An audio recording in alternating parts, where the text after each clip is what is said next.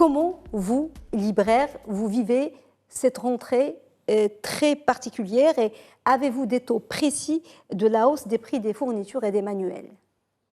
Oui, nous, cette année, en 2022, cette rentrée scolaire 2022-2023, donc c'est une année exceptionnelle pour nous. C'est la première fois qu'on vit ce qu'on vit actuellement depuis 25 ans qu'on est dans le métier.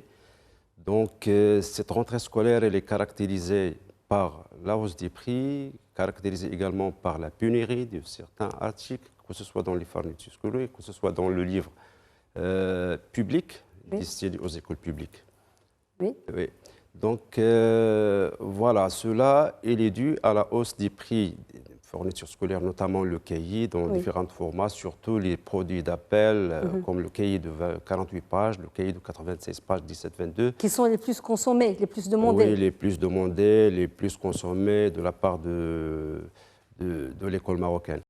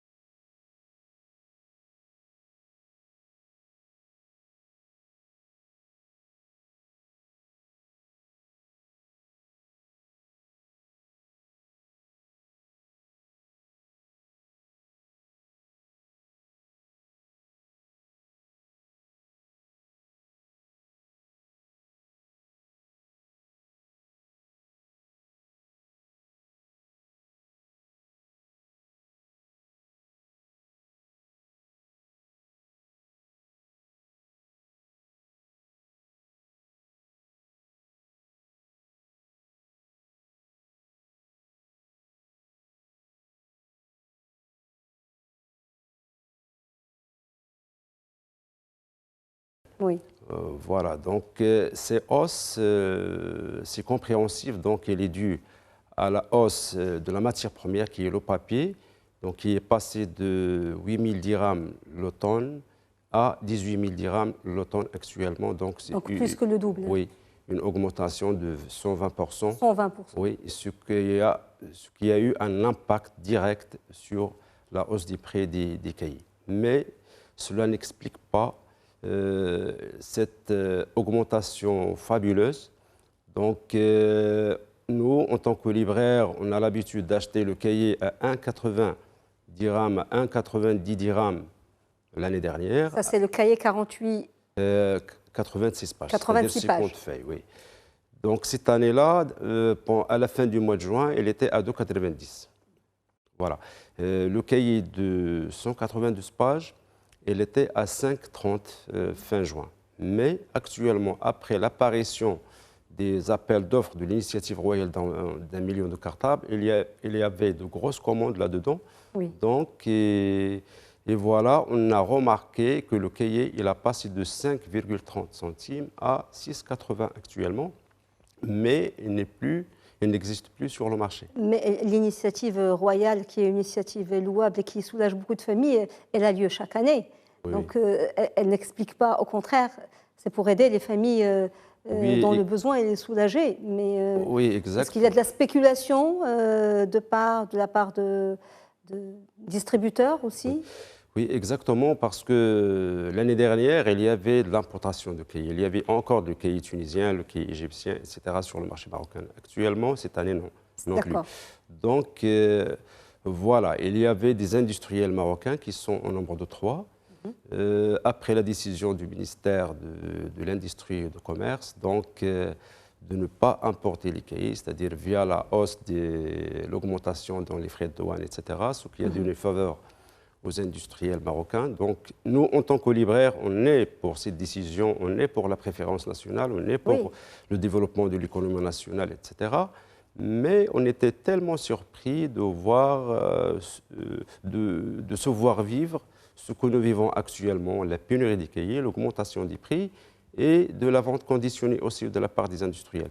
Peut-être le ministère de l'Industrie n'a pas pris en considération l'infrastructure marocaine dont la production ne répond pas aux besoins du marché marocain. Donc, il y a une pénurie, il y a un moment qu'on n'arrive pas à couvrir avec ce qu'on produit tous les besoins des Marocains en matière de fourniture scolaire, principalement le cahier. Là, on parle du cahier principalement. Exactement. Alors, qu'en est-il des manuels? Parce qu'il y a des manuels qui sont introuvables sur le marché marocain. Pourquoi cette pénurie, ou en tout cas ce retard de livraison? On ne parle plus maintenant, ce n'est plus le cahier, on parle des manuels scolaires de l'école publique pour commencer. Oui.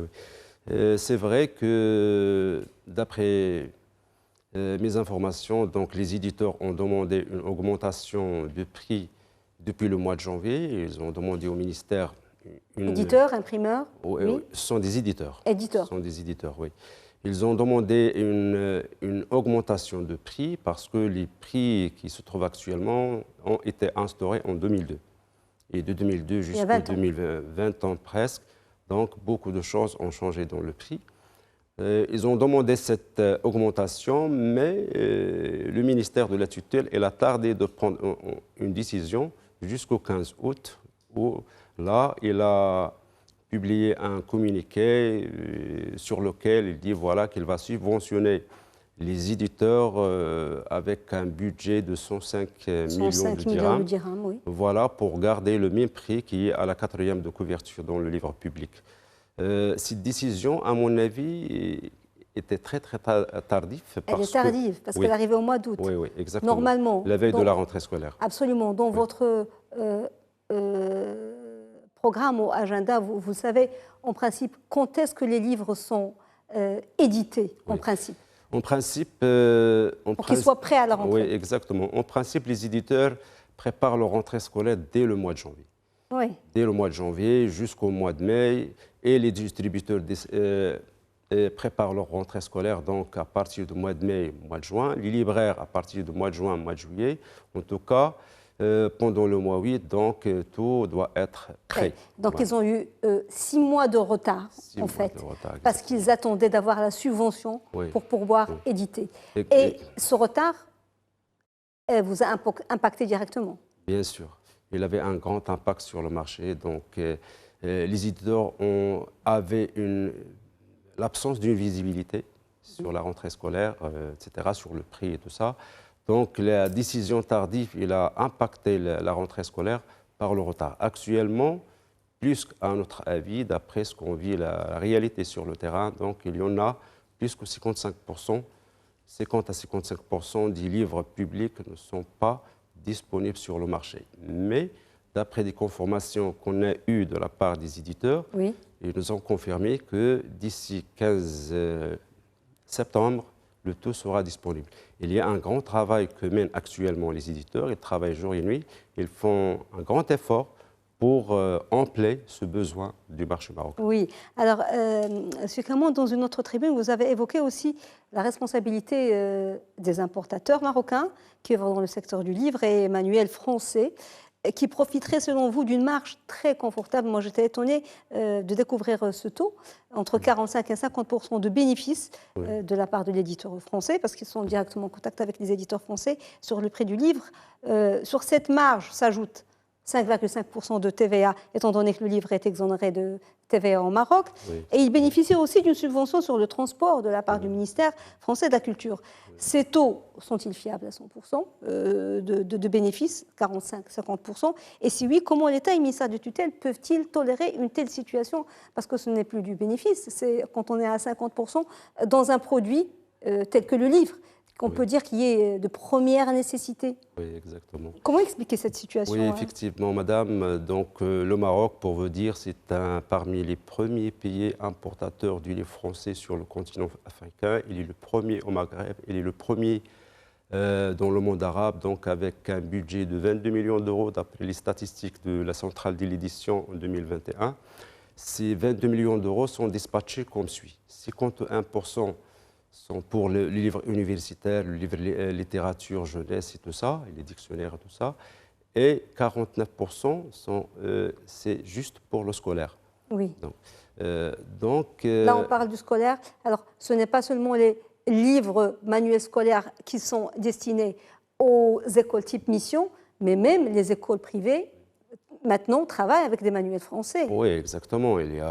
On compte au Maroc 7500 écoles privées. C'est ça. Donc, la majorité de ces écoles-là utilisent du manuel français, notamment, surtout, la méthode du français. Oui. Ces derniers temps, on a constaté que pas mal d'éditeurs au Maroc ont entré dans le jeu. Donc, ils commencent à éditer des livres différentes disciplines, les mathématiques, le SVT, les sciences de la vie et de la terre, les physiques, etc., le français aussi. Donc, ils commencent à concurrencer les éditeurs français avec des prix abordables. Mais la grande majorité reste du livre français. Voilà, donc à mon avis, la cherté, elle est due à ce que l'éditeur français donne une remise de 45 jusqu'à 50%, s'ajoute 5,5 de TVA parce que le livre il est exonéré de TVA au Maroc. Au contraire, chez nos voisins, par exemple en Algérie, 6%, en Espagne, 6%, en Belgique, 6%, en France, 5,5%. Donc, en fin de compte, l'importateur bénéficie de 50 à 55% de marge. Elle donne sur le livre scolaire 25% au libraire et sur la littérature et le livre universitaire, elle donne 30%. Donc, il lui reste quand même une marge de 25%. À ces 25% s'ajoute une chose, c'est la conversion de l'euro en dirham. C'est ça. Donc, il y en a des importateurs, des structures importatrices qui convertissent l'euro à 2,50.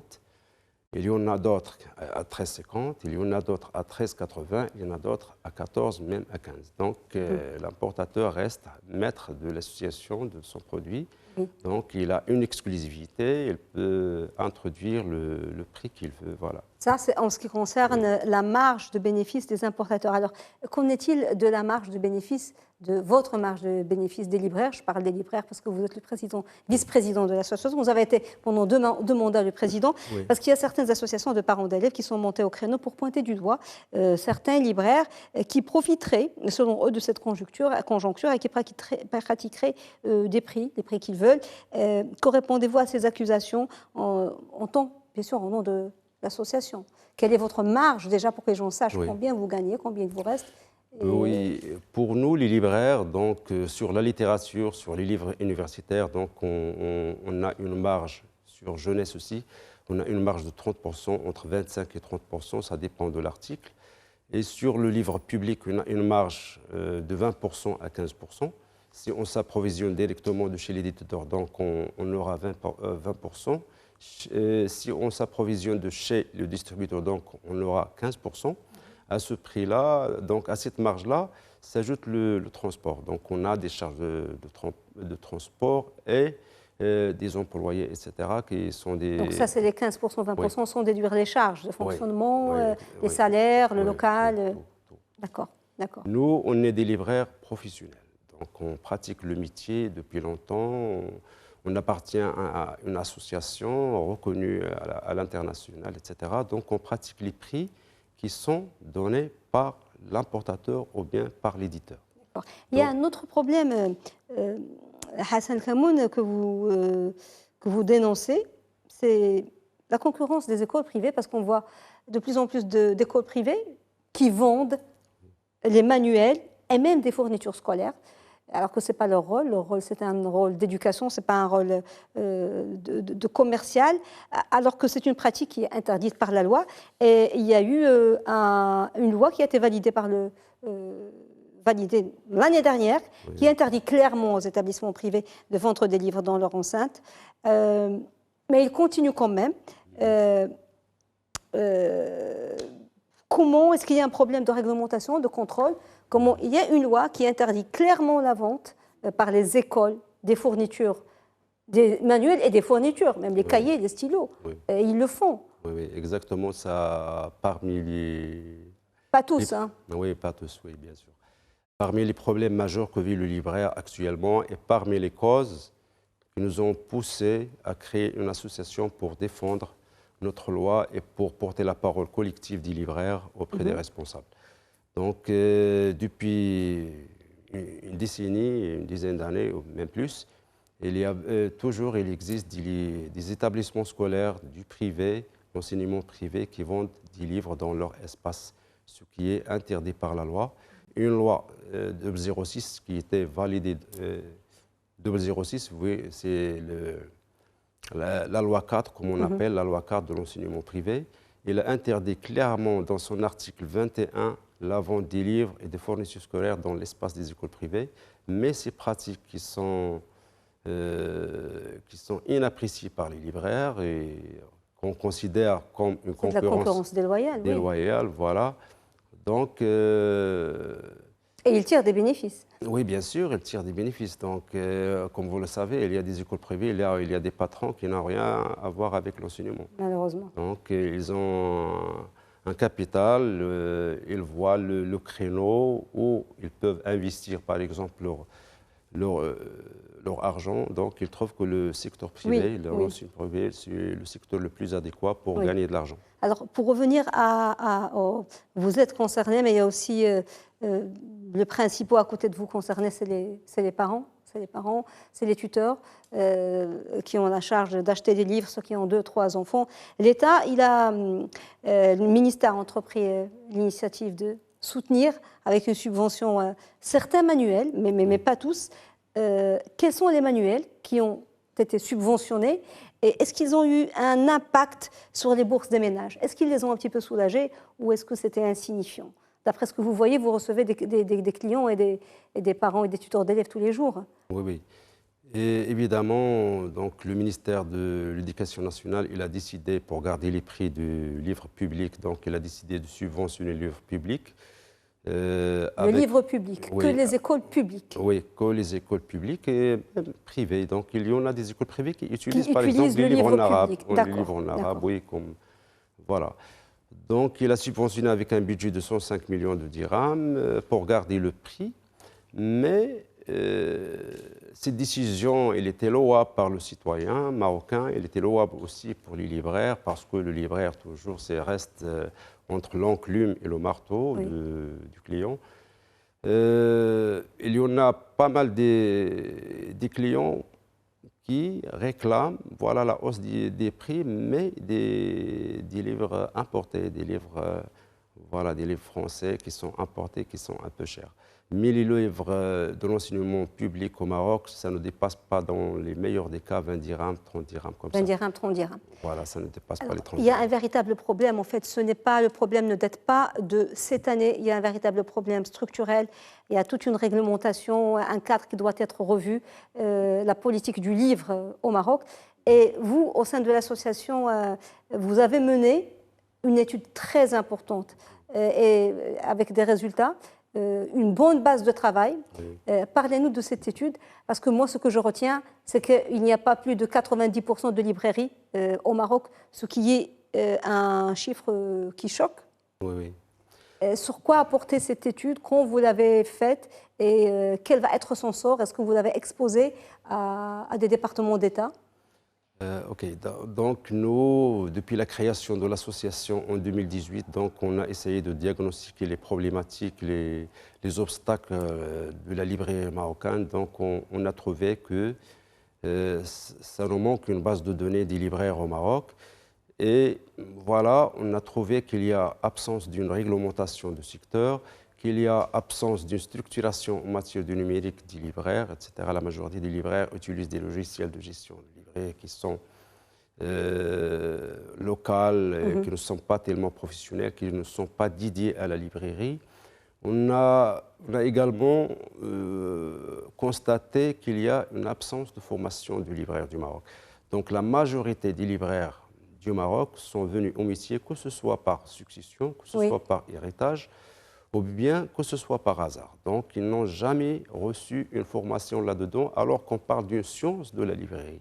Ils gèrent la librairie comme ils géreraient n'importe quel commerce, une épicerie. Ce n'est pas par mépris pour l'épicerie ou pour autre, mais c'est un métier à part. Exactement. C'est de la culture. Oui, le métier de libraire, c'est un métier, ce n'est pas comme les autres métiers, c'est un métier qui est tellement respecté, c'est un métier qui est noble. Par exemple, on regarde comment le statut du libraire en France ou bien en Belgique. Donc l'État subventionne les librairies en France. Et il y a aussi des instituts de formation, des filières de métier du livre dans pas mal d'universités en France qui forment les libraires. Les libraires, vous, Oui. comment vous concevez le métier de libraire? Parce que vous me parlez d'activités culturelles, il y a les signatures de livres, il y a les tables rondes. Malheureusement, on voit cela, mais dans très peu de librairies. Il y a quelques librairies respectables, mais elles se comptent sur le bout des doigts. Oui, exactement. Donc nous, en tant qu'association actuellement, on essaie d'encourager ce type d'animation dans la librairie parce que ça fait partie des principaux critères pour une librairie pour qu'elle soit labellisée. Donc, il y en a peu de librairies au Maroc, donc une dizaine, voilà, une dizaine, qui font de l'animation culturelle, qui jouent le rôle du libraire. Car la librairie, c'est un lieu d'échange, c'est un lieu de culture, c'est un lieu de débat. Le libraire doit être ouvert sur son entourage, il doit être l'ambassadeur du ministère de la Culture dans la ville où elle est. Donc, il doit s'ouvrir sur des partenaires culturels dans la ville, notamment des associations, des médiathèques, etc., des facultés et tout ça, des instituts. Donc, c'est ce qu'on fait actuellement, nous, en tant que libraires. On essaie de montrer le vrai visage de la librairie culturelle. Alors, vous avez préparé cette étude qui vous a pris beaucoup de temps. Vous avez sillonné, vous m'avez dit, tout le Maroc. Oui, exactement. Alors, quelles sont les principales conclusions et qu'est-ce qu'il y a eu après la publication de ce rapport, de cette étude? Parce que vous avez eu des rencontres quand même. On peut être optimiste. Quelles sont les principales conclusions et quel est le sort de cette étude? Oui, exactement. Donc, on a mené une campagne, une enquête sur le terrain et une autre sur le web. Donc, on a contacté pas mal de libraires des libraires francophones via les mails et d'autres, des libraires arabophones qu'on a essayé de les contacter sur le terrain. Donc, on a pu visiter 19 villes au Maroc. On a parcouru les environs de 6000 km. Donc, on a découvert qu'il y a 87 librairies, dont 80 sont éligibles. Parce que les autres, il y a des livres piratés, c'est ça? Donc vous les excluez? Exactement. On a trouvé dans le Maroc lointain, comme par exemple à Rachidia et à d'autres, voilà, on a trouvé qu'il y a pas mal de libraires, voilà, ils vendent du livre piraté. Donc, nous, par principe et par critères et normes que nous avons élaborés, pour que le libraire soit labellisé, donc il ne doit pas vendre du livre piraté. Cette étude, on a trouvé que la grande majorité répond à des critères qu'on a fait en collaboration avec l'Institut français du Maroc, en collaboration également avec l'ALF, l'Association internationale des libraires francophones. On a bénéficié de l'expérience de pas mal de libraires au niveau international, en Belgique, en France, au Maghreb, à l'Afrique subsaharienne, Côte d'Ivoire, Bénin. Mais ce qui m'a surpris vraiment, c'est lorsqu'on trouve des pays comme le Bénin, comme le Côte d'Ivoire, qui ont une loi qui encadre le fonctionnement de la librairie dans l'État depuis 2005, qui nous, en tant que précurseurs, en tant que leaders dans l'importation de livres français, dans la publication, dans l'édition, en tant que pays leader en Afrique aussi. Leader en Afrique sur pas mal de niveaux, donc malheureusement, on n'a pas cette loi. Est-ce que vous avez, parce qu'il nous reste une minute, est-ce que vous avez eu des promesses? Vous avez rencontré des responsables du ministère de la Culture. Oui. Est-ce qu'il y a eu des échanges, des promesses? Est-ce qu'on peut espérer que cela change? Oui, bien sûr, toujours on porte... on est très très optimiste. Donc pendant le salon de livre dernier, j'étais invité par le ministère de la Culture pour présenter ce travail ambitieux et j'étais reçu par le ministre de la Culture qui nous a beaucoup épaulés et a demandé à Madame la directrice du livre de poursuivre ce projet ambitieux et de le mettre en place. Également, j'étais accueilli par l'ancienne ministre de la Culture française, Françoise Nyssen, qui m'a beaucoup encouragé sur le travail que j'ai mené. Donc, nous, on compte sur l'aide et sur l'appui, en premier lieu, des professionnels du livre, de la chaîne de livres, notamment les éditeurs, notamment les importateurs, etc., pour faire un lobbying, pour créer ce projet de loi qui encadrera dans le futur le métier de libraire et de l'éditeur. Merci beaucoup Hassan El-Kamoun d'avoir été avec nous et d'avoir répondu à nos questions. Il y a tellement d'autres choses à dire sur le livre et sur le secteur du livre. On y reviendra peut-être une autre fois. Merci beaucoup monsieur. Je rappelle que vous êtes vice-président de l'Association des librairies indépendantes au Maroc. Merci. Merci beaucoup. Merci. Madame, monsieur, merci beaucoup de nous avoir suivis. Bonne suite des programmes sur Média TV et très belle soirée.